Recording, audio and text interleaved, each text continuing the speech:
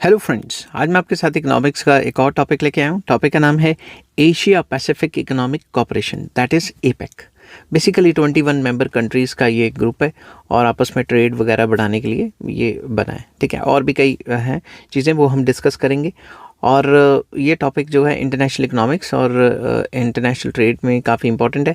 जिस हिसाब से आपने पेपर में अटैम्प्ट करना है, मैंने उसी हिसाब से लिखा हुआ है। तो चलिए, सबसे पहले introduction. Asia Pacific economic cooperation, that is APEC, is an important regional economic forum that promotes free trade, investment and economic cooperation among the countries of Asia Pacific region. तो एशिया पैसिफिक रीजन की जितनी भी countries हैं उसमें trade अच्छे से चलता रहे, उसमें इन्वेस्टमेंट्स हों, उसमें इकोनॉमिक कॉपरेशन हो, इस मकसद से एपेक बना। ठीक है, it was created to enhance economic growth, वही बात दोबारा कि इकोनॉमिक ग्रोथ को एनहांस करने के लिए, regional integration and prosperity of one of the world's most dynamic economic areas. तो ये जो एमर्जिंग एरियाज़ हैं, एमर्जिंग कंट्रीज़ हैं, उनको डेवलप करने के लिए, मैं कंट्रीज़ वर्ड बोल रहा हूँ मगर यहाँ पे इन्होंने कंट्रीज़ की जगह इकोनॉमीज़ को बढ़ावा दिया है ताकि ये आपस में सारे मिलजुल के रहें और एक दूसरे को जो है ट्रेड बढ़ाएं, पीस रखें, यही सारी चीज़ें। ठीक है, जो पिछले ब्लॉग्स में भी मैंने करवाई हैं। APEC plays a significant role in global trade, balance of payment, investment flows and economic development. तो ये काफ़ी इंपॉर्टेंट रोल प्ले करता है मेंबर कंट्रीज़ या मेंबर इकोनॉमीज़ के लिए कि ग्लोबल ट्रेड में वो काफ़ी इंपॉर्टेंट हिस्सा रखते हैं और बैलेंस ऑफ पेमेंट को सही करते हैं एक दूसरे की, और इन्वेस्टमेंट फ्लोज को इंक्रीज़ करते हैं और ओवरऑल इकोनॉमिक डेवलपमेंट के लिए जाते हैं। तो मीनिंग क्या है एपेक का? APEC is a forum of Asian Pacific economies that cooperate in, किस किस चीज़ में कॉपरेट करती हैं? लिबरलाइज ट्रेड एंड इन्वेस्टमेंट, आपस में ट्रेड और इन्वेस्टमेंट को लिबरलाइज करती हैं, रिस्ट्रिक्शंस को ख़त्म करती हैं जो ट्रेड और इन्वेस्टमेंट पे लगाई हुई हैं। Promote economic growth, economic growth को प्रमोट करेंगी और इम्प्रूव रीजनल इंटीग्रेशन, आपस में मिलजुल करेंगी, कॉपरेट करेंगी। In simple words, APEC is a group of countries around the Pacific Ocean working together to make trade and investment easier. तो आपस में एक दूसरे की इकोनॉमी को हेल्प करेंगे, ट्रेड और इन्वेस्टमेंट को आसान बनाएंगी।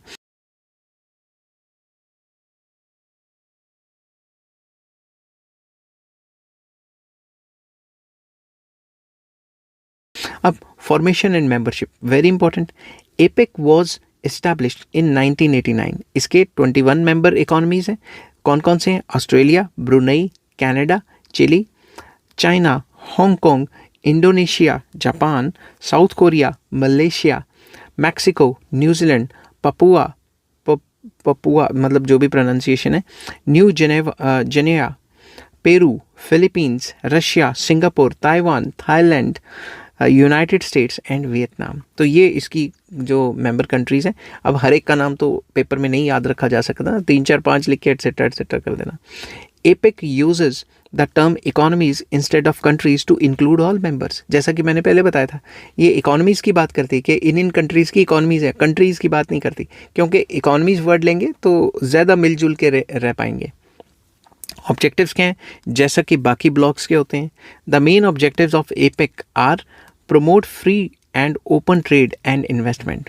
प्रमोट करना है फ्री ट्रेड को, जितनी भी रिस्ट्रिक्शंस वगैरह लगी हुई हैं मेंबर कंट्रीज़ में उसे ख़त्म करना है, कम करना है। Encourage economic and technical corporation, support sustainable economic growth, sustainable जो इकोनॉमिक ग्रोथ है उसको फेवर करना है।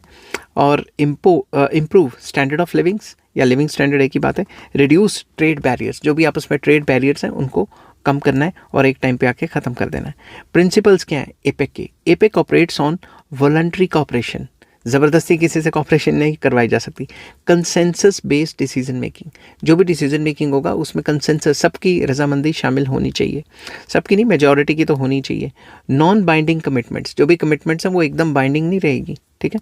म्यूचुअल बेनिफिट एंड रिस्पेक्ट, तो आपस में रिस्पेक्ट और एक दूसरे को बेनिफिट करने की बात की गई है, और वही बात कि हर एक कंट्री दूसरे के इंटरनल अफेयर्स में इंटरवीन वगैरह नहीं करेगी, वो भी पॉइंट लिख सकते हो। इंस्टीट्यूशनल स्ट्रक्चर क्या है एपेक का? एपेक इकोनॉमिक लीडर्स मीटिंग, इसमें क्या होता है? ये हाईएस्ट डिसीजन मेकिंग बॉडी है। इसमें हेड्स ऑफ मेंबर इकोनॉमीज़ जो है मीट एनुअली, हर साल एक मीटिंग होती है जिसमें प्रेसिडेंट, प्राइम मिनिस्टर जो आते हैं, जो हेड ऑफ द स्टेट्स हैं वो आते हैं और मीटिंग करते हैं। मिनिस्ट्रियल मीटिंग्स भी होती हैं। It undertake meetings on trade, finance and foreign ministers, तो इनकी भी मीटिंग्स होती रहती हैं आपस में। तो बेसिकली ट्रेड और फाइनेंस के ऊपर होती हैं ताकि आपस में इन कंट्रीज़ का रिलेशन और ज़्यादा अच्छा हो। APEC secretariat located in Singapore and coordinates APEC activities. तो बेसिकली सिंगापुर से सारी एक्टिविटीज़ को कोऑर्डिनेट किया जाता है। तो कमेटीज़ एंड वर्किंग ग्रुप्स आ जाते हैं इसमें it cover trade, investment, digital economy, SMEs and sustainability. Basically इसमें सारे जो ट्रेड से रिलेटेड या इन्वेस्टमेंट से रिलेटेड या डिजिटल इकॉनमी से रिलेटेड सारे के सारे काम इन वर्किंग कमेटीज़ या वर्किंग ग्रुप्स में होते हैं। अब की एरियाज़ ऑफ कॉपरेशन, कौन कौन से एरियाज़ में कॉपरेट करते हैं? ट्रेड एंड इन्वेस्टमेंट, इसमें क्या करेंगे? रिडक्शन इन टैरिफ, जो आपस में कंट्रीज़ के टैरिफ लगे हैं वो कम करने की कोशिश होती है। सिंप्लीफिकेशन ऑफ कस्टम्स प्रोसीजर, जो कस्टम्स के प्रोसीजर्स हैं वो सिंप्लीफाई करने ताकि आपस में कंट्रीज़ अच्छे से ट्रेड करें। प्रमोशन ऑफ फ्री ट्रेड को प्रमोट करने की बात कही जाती है। ट्रेड फैसिलिटेशन, ट्रेड को बढ़ावा देना, कैसे?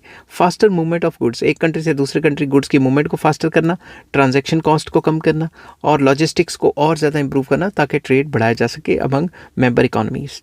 नेक्स्ट आ जाता है इकोनॉमिक एंड टेक्निकल कॉपरेशन, जिसको इकोटेक भी कहा गया है। इसमें क्या है? कैपेसिटी बिल्डिंग होगी ताकि आपस में कंट्रीज़ इकोनॉमिक और टेक्निकली आपस में कॉपरेट कर पाएँ। स्किल डेवलपमेंट प्रोग्राम्स होंगे और टेक्नोलॉजी शेयर करेंगी कंट्रीज़। अब इतने लेवल पे तो टेक्नोलॉजी शेयर नहीं करते, मगर चलो मकसद तो है ही है ना कि आपस में शेयर करेंगी। बेनिफिट्स क्या हैं एपेक के? तो सबसे पहला इकोनॉमिक बेनिफिट्स। तो इकोनॉमिक लेवल पे इसके बेनिफिट्स हैं कि ट्रेड और इन्वेस्टमेंट बढ़ता है, फास्टर इकोनॉमिक ग्रोथ होती है among member economies, better market access, एक दूसरे के कंट्री में जाके सामान बेच सकते हैं, और इम्प्रूव्ड बिजनेस एनवायरनमेंट। जब पीस रहेगी तो बिजनेस एनवायरनमेंट तो बढ़ेगा। नॉन इकोनॉमिक बेनिफिट्स में आ जाता है कि पॉलिसी कॉपरेशन अच्छा है, आपस में पॉलिसी बनाते हैं मिलजुल के और नॉलेज शेयरिंग करते हैं और रीजनल स्टेबिलिटी रहती है। बट प्रॉब्लम्स भी बहुत सारी हैं इसमें। क्या है? Despite its importance APEC faces following challenges. पहला, non binding nature of decision, कि भाई मानना नहीं मानना ये कंट्री की मर्जी है। तो अगर इन्होंने कोई डिसीजन ले लिया एपेक ने और किसी कंट्री ने कह दिया भाई ये तो नॉन बाइंडिंग है, मेरी मर्जी, मैं मानूँ या ना मानूँ, तो कुछ नहीं कर सकते। Diverse levels of development, different countries का अलग अलग लेवल ऑफ डेवलपमेंट है, कुछ कंट्रीज़ ज़्यादा डेवलप हैं, कुछ कंट्रीज़ पिछड़े हुए हैं इसमें। कन्फ्लिक्टिंग नेशनल इंटरेस्ट, हर एक के अपने अपने नेशनल इंटरेस्ट हैं। रशिया अपनी बात करेगा, बाकी कंट्रीज़ जो है वो यूएसए की फेवर करेंगी, ऐसी बातें आ जाती हैं।